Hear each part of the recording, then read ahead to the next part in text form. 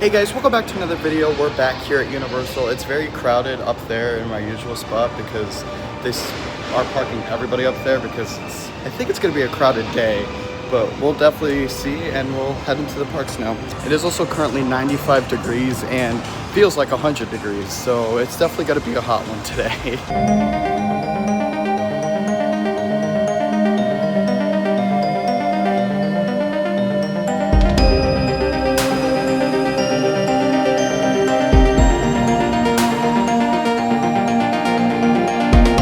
Here we are back inside of the park.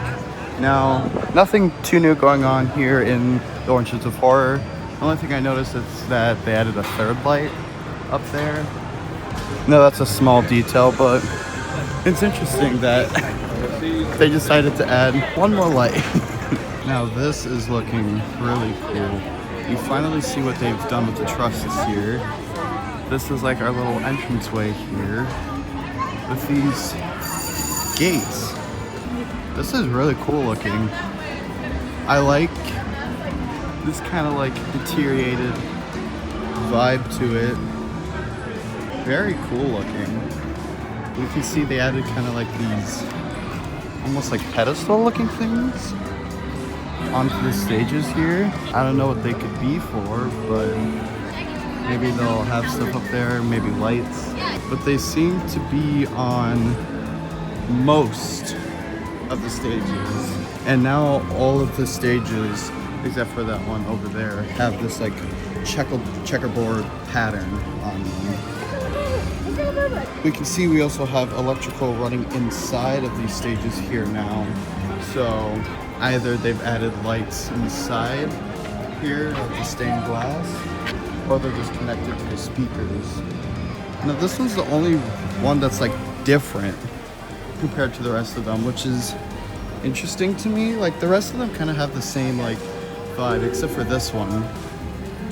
I wonder if there's a reason for that or they just decided to make this one different. This one also has electrical running through, except something doesn't seem to be plugged in just yet, so maybe this stage will have something different.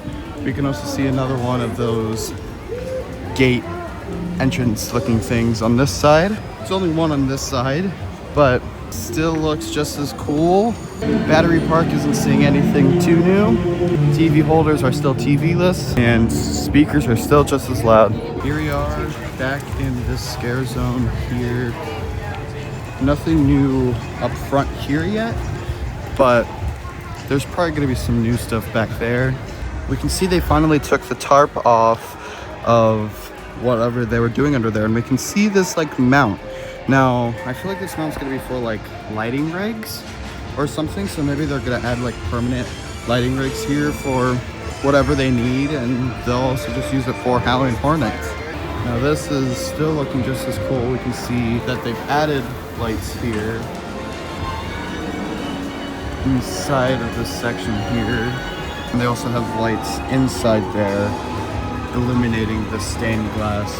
This is all looking very cool here. I'm very excited to see these scare zones at night. They have cleared out all the tables here in preparation for food booths coming here. This is exciting because then soon we will be getting food booths and we can look at what they have to offer. They're starting to move fairly quickly on this bridge now. It seems to be getting more and more done every time we come, so I'm really hoping for Halloween Horror Nights, but I'm preparing myself for it to not be open for them. Here we can see a lot of work has been done for Hatchet and Chains. We kind of got more of this like outdoor section here, which is looking very cool. I'm quite excited for this house. Dolls is looking the same from the back. I'm very excited for that. Can't see too many things happening with Carnival of Decay. I mean, if they're already at the point of starting testing for the show, they're pretty much probably already done in there. You also know it's a hot day that when I went to refill my cup, they were out of ice. So yeah, just be ready for that if you ever want to refill your cup that they may not have ice. The little trust arch thing that was here is now gone. They've removed that, so I guess it was just there for the 50th anniversary of Jaws. Now I realize I've been calling this a scare zone, and they've they've called it more of a street experience, which I think is better calling it a street experience because you're not expecting scare zone level things.